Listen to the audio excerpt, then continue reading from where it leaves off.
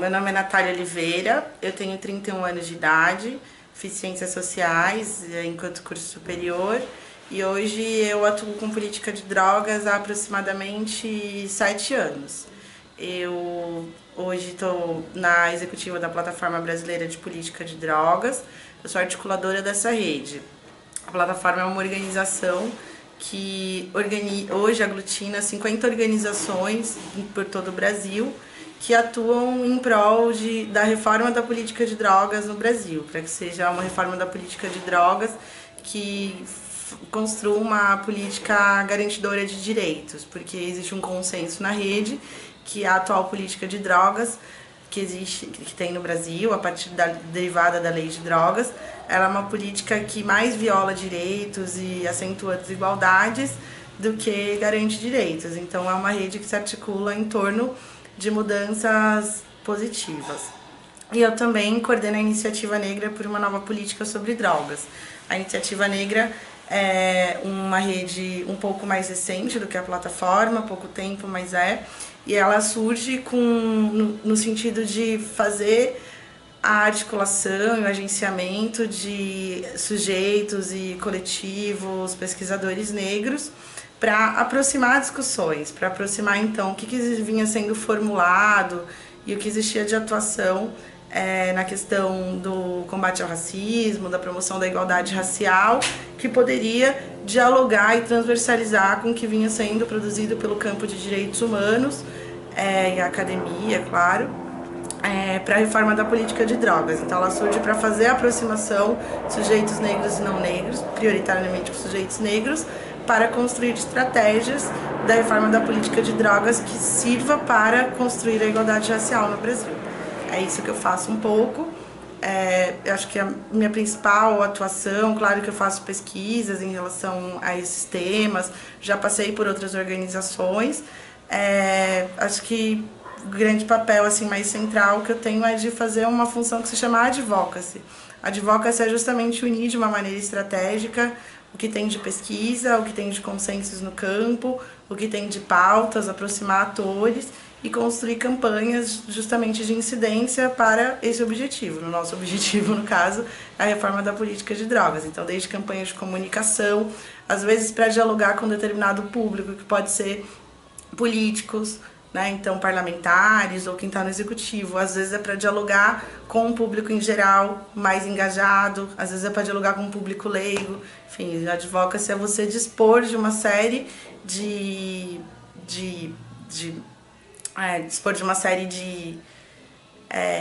mecanismos, né, e formas para você construir uma estratégia para atingir um determinado objetivo. É um pouco isso que eu faço. E agora estou encerrando a minha gestão, agora no final de 2018, da presidência do Conselho Municipal de Política de Drogas da cidade de São Paulo. O conselho, ele é um conselho consultivo que composto pelo executivo, pelo legislativo e pela sociedade civil e órgãos de pesquisa. Eu sou presidente desse conselho justamente por conta dessa minha atuação há bastante tempo na pauta. Eu acabei assumindo a tarefa de ser presidente do conselho desde 2017 e encerrando agora em dezembro de 2018, em São Paulo. É um pouco isso que eu faço.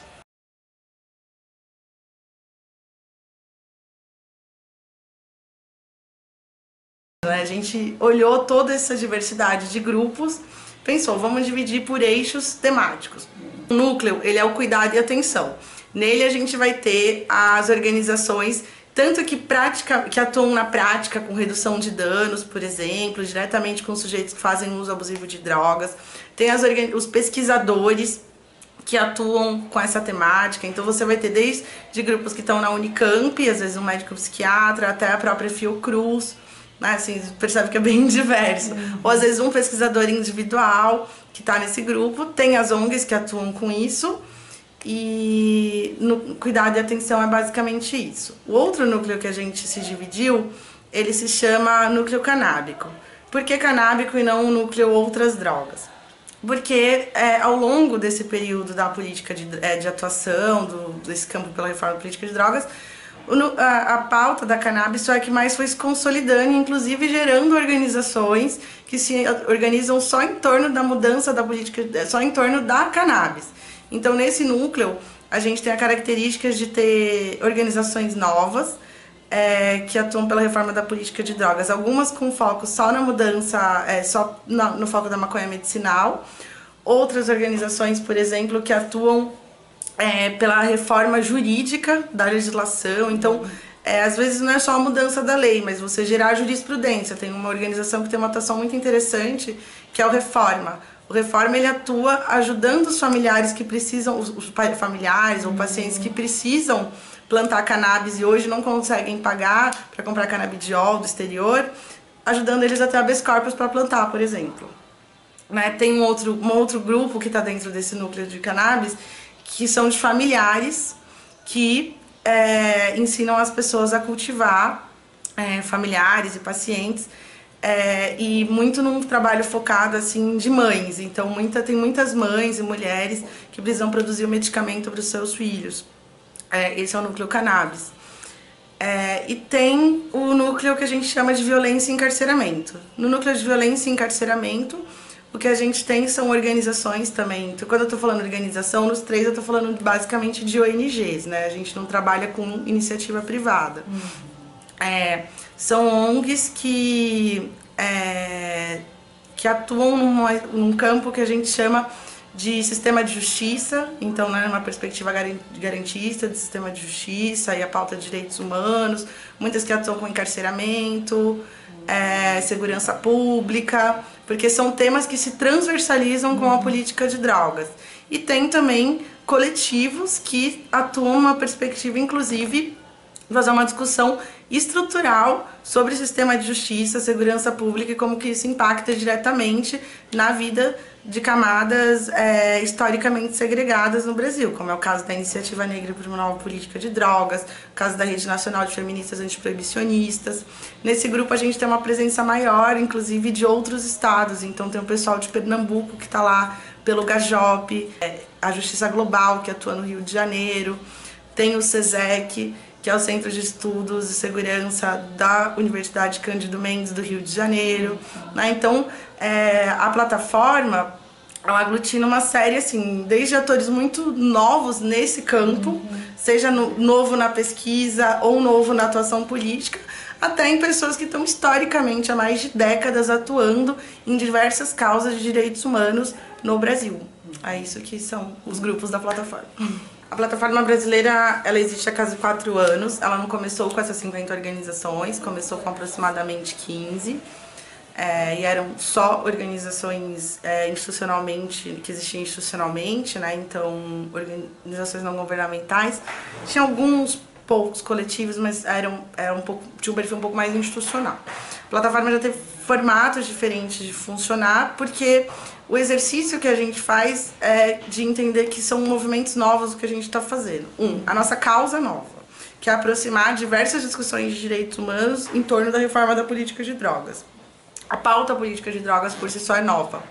Então a gente também não quis começar com um formato já pré-determinado e engessado. A plataforma começou com uma estrutura mínima de que uma rede precisa para funcionar. Então, uma secretaria executiva e um conselho consultivo, que tinha reunião periódica, pelo menos anualmente.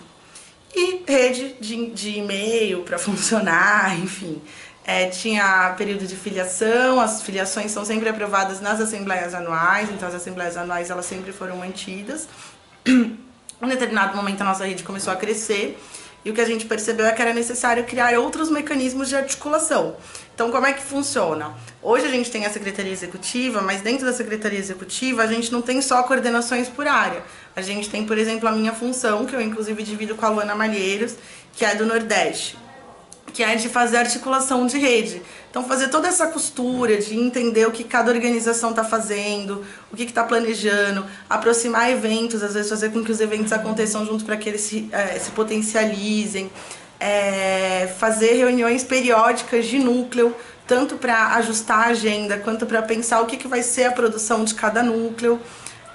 Uma outra coisa que a gente inovou nesse último ano e está em fase de teste foi coletivizar o orçamento. Então, parcela do orçamento da rede a gente destinou para os núcleos, né? A gente fez toda uma conta orçamentária e parcela, hoje acho que está quase 1/3 do orçamento total da rede, foi destinado para que os núcleos pensassem o que ia ser a sua própria produção de pesquisa, que se tornariam produtos de comunicação, de modo que esses produtos, né, que a gente chama de produtos, eles pudessem servir para fortalecer a atuação dessas próprias organizações. Então, atuar, às vezes, tem produto que é gap de pesquisa, que foi identificado, que a gente precisava até para melhorar e qualificar a nossa atuação. Tem um outro núcleo que escolheu fazer um filme de animação para falar sobre violência e encarceramento, até sabendo como são temas muito densos, a gente quis trabalhar numa outra linguagem, para chegar justamente num outro público, né, assim, que não seja só o público de direitos humanos, e principalmente conseguir trabalhar com os jovens e disputar valores, demonstrar que existe uma diferença de tratamento entre as regiões mais pobres no Brasil e uma diferença de tratamento, como por exemplo, para camadas mais privilegiadas. E tem produto, por exemplo, vai virar um infográfico, a gente está fazendo um levantamento nacional sobre como que está funcionando a retirada de bebês de mulheres usuárias de crack, porque foi identificado que muitos desses casos estavam acontecendo, chegando, tinha ninguém pesquisando e sistematizando isso nacionalmente, então veio como uma demanda de rede. Mas a diferença, assim, não estou aqui para falar se os produtos são bons ou não, é que esses produtos eles foram debatidos coletivamente e eles vêm com uma demanda da rede. Uma demanda da rede, a gente acha que para esse ano, para fortalecer a nossa atuação, seria importante que a gente produzisse esse tipo de pesquisa ou de material que está faltando. Isso é uma forma de funcionar. Temos as assembleias anuais, e aí a gente paga para que cada membro venha participar, pagar, entende-se, que os membros que não são de São Paulo, a gente custeia o avião, a passagem aérea e a estadia, para garantir a participação efetiva mesmo de todos os membros. A assembleia, geralmente a gente faz a assembleia no último dia, mas promove 1 ou 2 dias de encontro antes, que é também para ajustar, fazer planejamento, sempre conta às vezes com participação de algum convidado de fora, para poder ter um período formativo e de troca mesmo, de fortalecimento de vínculos. Fazer festa também, é bom confraternizar. E a gente tem agora um grupo de e-mails, né, assim, mais atuante, funcionando. Os próprios núcleos são instâncias decisórias, então eles demandam para a executiva. Meu papel é justamente de fazer essa ponte entre os núcleos e a executiva, e da executiva para os núcleos, né? Então, os núcleos são instâncias decisórias que demandam para a executiva além da articulação, né? Falei, mas não falei o restante. Ela tem uma coordenação geral e a coordenação adjunta, que é o Cristiano Marona e a Luciana Zafalon.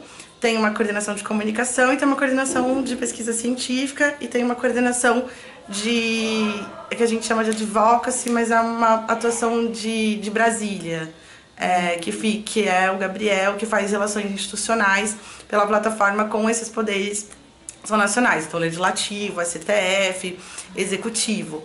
E ele mora em Brasília e fica em Brasília fazendo essa atuação. Então, às vezes, quando a demanda vem do núcleo, eu vou levar para essa executiva para a gente ver, às vezes, qual que é a área que vai ajudar a cuidar dessa demanda e dialogar direto com o núcleo, resolver essa demanda, assim como a gente também produz a demanda para os núcleos. Então, a gente teve um outro produto que a gente fez esse ano que não foi uma demanda dos núcleos, foi uma demanda da executiva. Entendendo que era um ano eleitoral, a gente criou uma agenda que se chama Drogas é Caso de Política. E a gente fez um guia com várias perguntas e respostas, já identificando que esse tema estava na pauta das eleições, para ajudar os candidatos. Então, o candidato que quisesse saber mais sobre isso, até ter isso no tema da sua campanha, o nosso guia é um guia prático, né, assim, de 60 páginas, com perguntas e respostas muito objetivas, com referências no que tem de mais atual, em legislação internacional, em pesquisas científicas e tudo mais, mas de uma maneira muito facilitada. E junto com isso, o que a gente fez? A gente podia criar um infográfico de Brasil com candidaturas que estão interessadas a defender a reforma da política de drogas. Seja via só maconha medicinal, seja só a descriminalização da maconha também para uso recreativo, seja a descriminalização de todas as substâncias. Então, o que a gente fez? Antes de lançar o guia, a gente fez um survey pequenininho, mandou para as pré-candidaturas, soltou no ar. Então, o pessoal que concordava com um dos pontos de todos os estados preencheram. E a gente fez um infográficozinho que hoje o eleitor ele pode clicar no estado e ver quais são os candidatos que estão lá e defendem essa pauta. Então a nossa plataforma ela acaba unindo também eleitores a candidatos. E claro que depois que as eleições acontecerem, a gente vai olhar quem são esses candidatos que vencerem e fazer uma atuação ali mais próxima do mandato e mais conjunta e levar as nossas pautas. Então também tem um efeito posterior que é de qualificar a nossa atuação de advocacy no legislativo. Isso foi uma demanda que saiu da executiva, mas não foi uma demanda só que a gente inventou e a gente fez. A gente modificou. Então depois que a gente fez o esqueleto desse livrinho, a gente submeteu para todos os membros da plataforma comentarem, fazerem sugestões, acrescentar. O processo de revisão foi coletivo. Por quê? Porque aí você tem 50 cabeças em que cada um é especialista em um assunto, revendo um material que é muito rico e que tem diversas nuances. Então a gente tem inovado também na forma de compartilhar a produção essa produção coletiva, assim.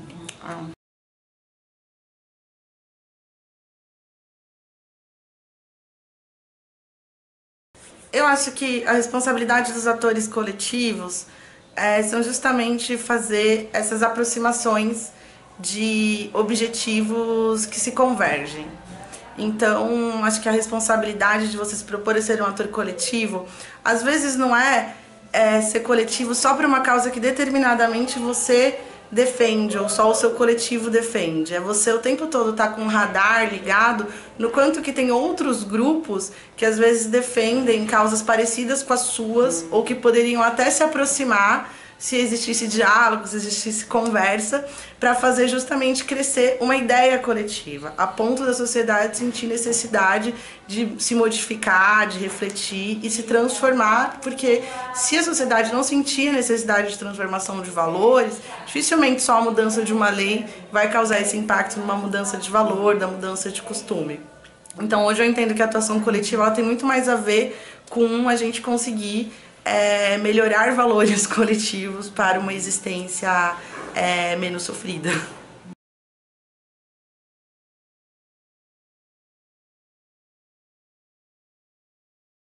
Então, o nosso financiamento, desde o início, ele veio pela doação de uma organização, de uma fundação internacional que chama Open Society Foundations. A Open Society é a maior fundação internacional que atua com doações para de direitos humanos. Ela é uma das poucas no mundo que financia causas relacionadas à reforma da política de drogas diretamente. E aí, desde o início, eles deram financiamentos para o funcionamento dessa rede, né?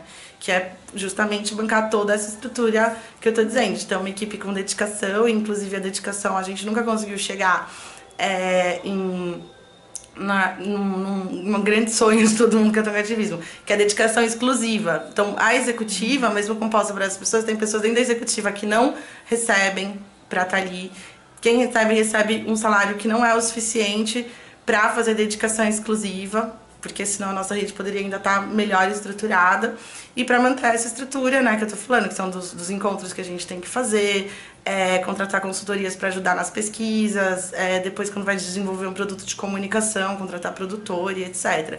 E a nossa comunicação tem a jornalista que ela é jornalista da organização que abriga esse aporte, né, esse recurso, e ela também é jornalista da plataforma. E aí ela cuida do que é nossa comunicação periódica, então cuida das nossas redes sociais, de todas as nossas newsletters, as newsletters internas, as externas, acompanha todos os produtos de comunicação que estão em desenvolvimento, enfim, é isso. E a organização que abriga, como que funciona a plataforma, né? Essa doação ela veio da Open Society. Ela está aportada hoje numa organização da rede que se chama IBCCRIM, Instituto Brasileiro de Ciências Criminais. Então, o IBCCRIM é o responsável por zelar por esse recurso e garantir que esse recurso vá servir para a existência dessa rede. Então, são mecanismos o tempo todo, né, de co-construções e também maneiras mais coletivas de fazer um controle geral. A gente, na Assembleia, por exemplo, faz prestação de conta sobre onde foi aplicado todos os recursos, enfim, tem toda uma transparência, porque a gente entende que a gente é executiva para o funcionamento de uma rede.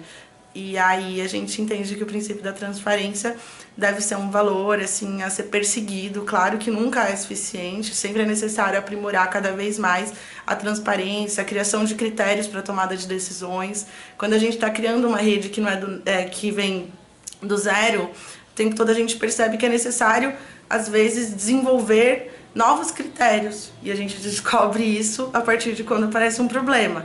Então, saber, inclusive, quais são os momentos de desenvolver novos critérios. Hoje, a nossa instância máxima é a Assembleia, mas ao longo do caminho a gente percebeu que tinham coisas que os próprios núcleos poderiam resolver, ou coisas que a executiva poderia resolver, mas nunca tem um espaço de concentração total de decisões. Ou só a executiva resolve, ou só o núcleo resolve. Então a gente criou um caminho de resoluções de conflitos, que se, por exemplo, a executiva não conseguisse auxiliar um núcleo, ou se o núcleo não conseguisse auxiliar a executiva e não chegasse num consenso, a gente submete para a rede, via e-mail geral, um e-mail só para esse fim, e nem que a gente tenha que chamar uma reunião de rede para chegar nisso. A gente também, dependendo da situação, pode contar com o aporte do Conselho Consultivo, que agora, ao invés de se reunir só uma vez por ano, se reúne trimestralmente. E aí, então, assim, são instâncias de resoluções de conflito, de acordo com a natureza. E se no limite não resolver em nenhuma dessas instâncias, aí submete à Assembleia Geral. Aí tem que esperar um tempo, que é um ano, para acontecer.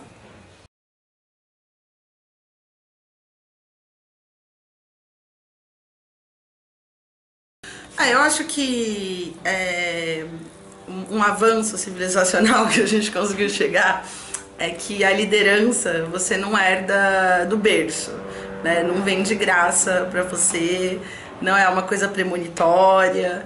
Então, a gente acho que isso é um avanço civilizacional.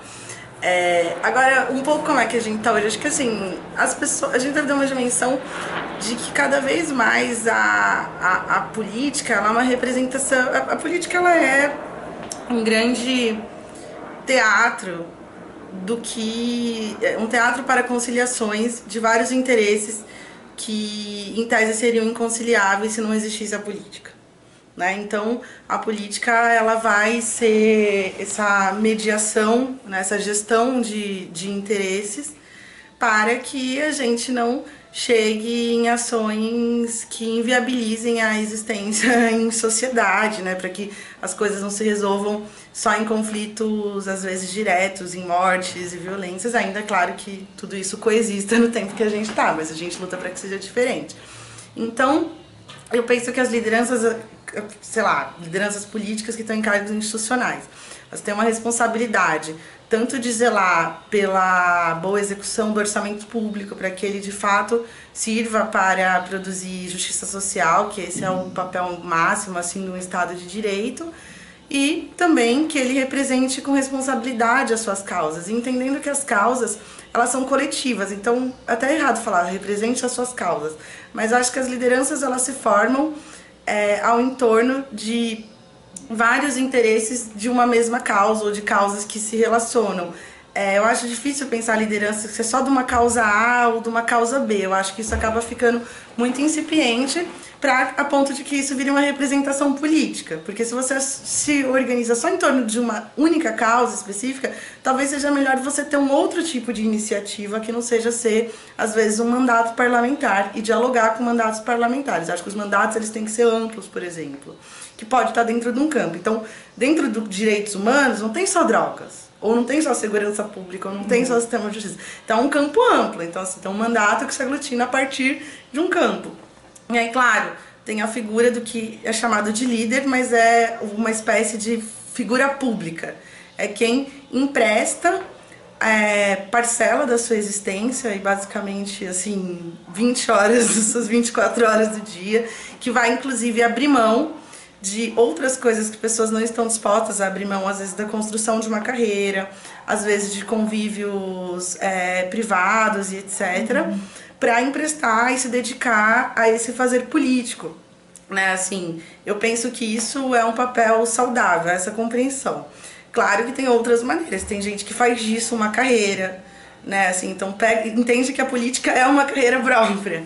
E tudo bem, assim, né? Mas e eu penso que talvez essas maneiras da gente pensar representações, talvez elas pudessem ter mais alternância, até pela saúde mental de quem é uma figura pública, né, assim, e entender que ela é uma troca, que a figura pública, ela doa a imagem por uma série de atributos, e claro que tem subjetividades, mas acho que é pela capacidade de conseguir aglutinar o maior número de pessoas em torno de uma causa, pela capacidade de construir consensos, pela capacidade de evitar conflitos, sobretudo, né, de não acentuar conflitos, enfim, para transformações sociais. Então tem, claro que isso tem aprendizado, tem um processo de carreira que vai se construindo ao longo, né, de aprendizados de vida até, né, assim, ao longo dos anos, né, esse traquejo todo, mas tem características que são da própria pessoa e que é isso, se empresta uma imagem e algumas características para uma causa, ao mesmo tempo que a causa fortalece a existência dessa figura pública, porque essa figura pública ela também traz visibilidade e traz uma série de recursos diferentes para aquela causa. Então, se a causa é um conjunto de atores, o que ela não aglutina só para ela. É uma figura pública política, então ela não é uma figura pública celebridade.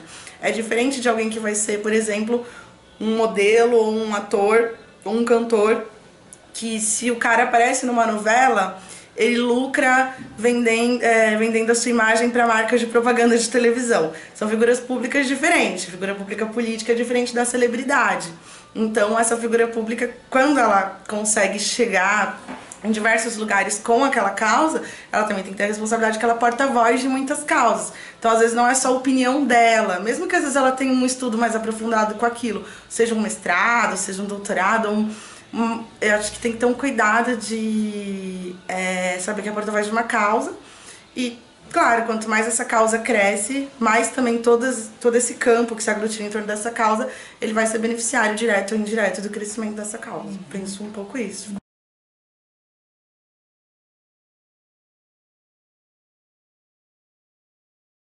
Eu acho que tem aparecido mais a pauta.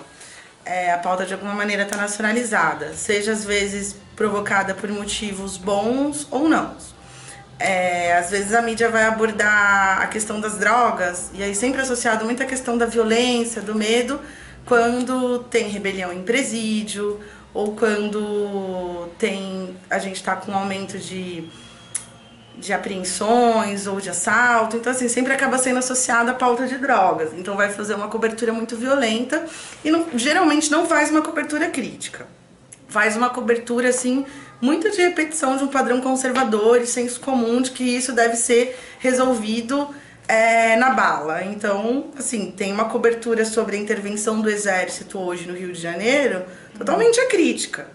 Mesmo com um monte de gente morrendo, com as apreensões sendo pífias, então é muito ineficaz o uso de todo esse dinheiro público, né, mantendo o exército ali e tudo mais, para ser ineficiente. Não apreende arma, não pega grandes quantidades de droga, o tráfico continua e tem um prejuízo social enorme, porque são a vida de várias pessoas, né, que primeiro que estão convivendo num ambiente militarizado e com medo, fora as que estão morrendo e os que ficam sofrendo por aqueles que morrem, né? Então isso muda, acho que assim, muda a saúde mental das pessoas que estão sobre aquele território, né? Diminui a qualidade de saúde mental.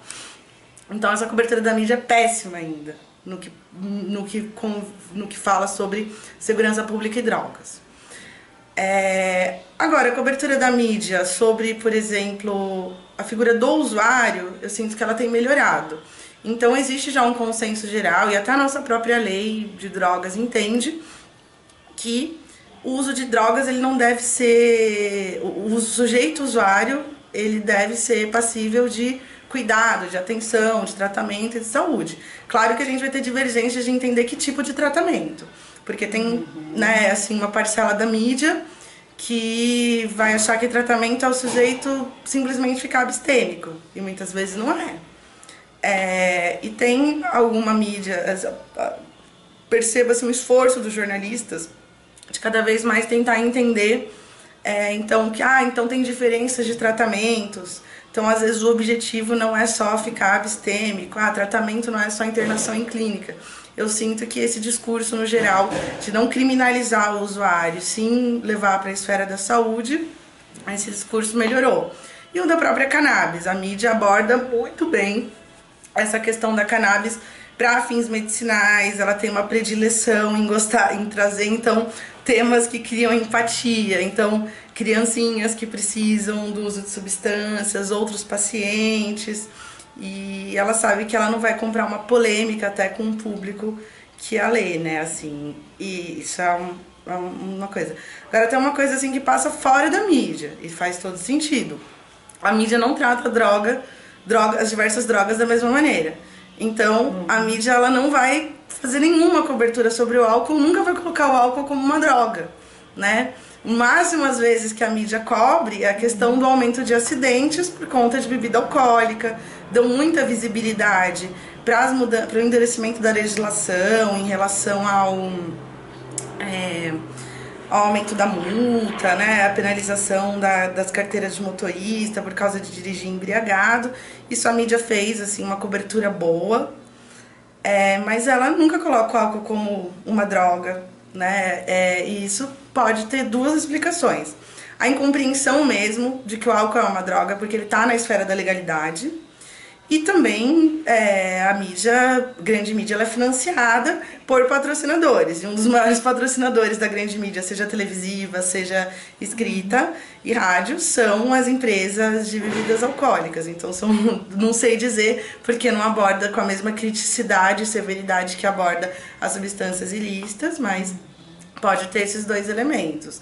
O tabaco, por exemplo, foi uma grande questão que envolveu interesses da mídia, interesses de empresa e os interesses públicos. E no caso do tabaco, o interesse público venceu. Ele é um grande exemplo de como que o interesse público pode vencer sem derramamento de sangue.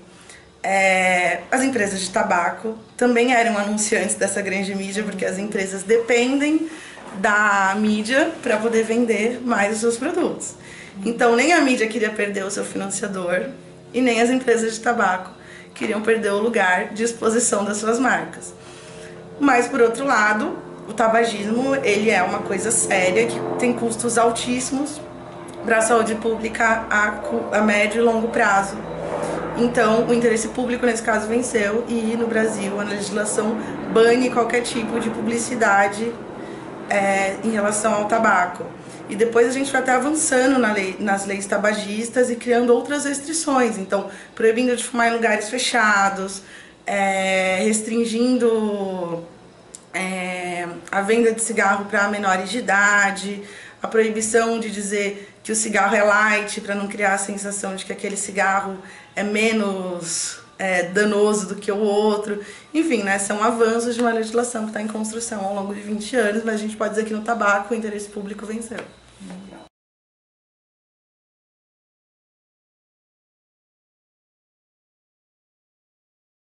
Acho que os obstáculos, eles são diversos, mas eu colocaria, primeiro, sempre para os atores coletivos que são contra-hegemônicos, então que tem alguma causa que não reforça o pensamento hegemônico, né, assim, contemporâneo, que está muito relacionado ao individualismo, ao consumo, né, enfim. Esses atores são muito pequenos diante dos interesses hegemônicos, inclusive financeiramente, então tem uma relação muito desigual. Então, por mais que os coletivos eles tenham causas justas e até aglutinem muitas pessoas, eles nunca vão conseguir ter o tamanho de influência sobre o geral da população quanto outros interesses mais hegemônicos, que é o caso de todo mundo sabe o quanto custa aparecer na mídia e para poder levar uma causa. Então, empecilhos econômicos, acho que até empecilhos como essa precarização para existir, para levar sua causa adiante, ela pode ter um empecilho indireto, que é uma exaustão e produção de pouca qualidade de saúde mental mesmo, né? A gente vê cada vez mais muitos ativistas e militantes adoecendo porque se dedicam muito àquela causa, mas também precisam se dedicar ao trabalho, à carreira, às vezes a cuidar de filhos e filhas. Enfim, muitas pessoas que são envolvidas com causas são com causas que as atingem diretamente. Então tem um nível também de envolvimento pessoal e emocional, assim, muito grande. Então acho que a precarização pode também gerar um obstáculo indireto, que é prejudicar a saúde mental, né, assim, desses sujeitos. Eu acho que um outro obstáculo, a descrença em causas coletivas. Então, como a política ela vem sendo uma coisa cada vez mais desacreditada, as pessoas que atuam com causas coletivas, mesmo que às vezes não sejam só para se tornar um mandato ou, enfim, um governante, elas contam de um descrédito das pessoas, porque tem um valor dominante no contemporâneo que é do individualismo, né? Que é da maneira, vem da urgência material que a gente tem para viver. As pessoas têm pouco tempo de reflexão, têm pouco tempo para se engajar coletivamente para coisas que não tragam um benefício direto para ela. Então as pessoas vão fazer convivências coletivas aonde?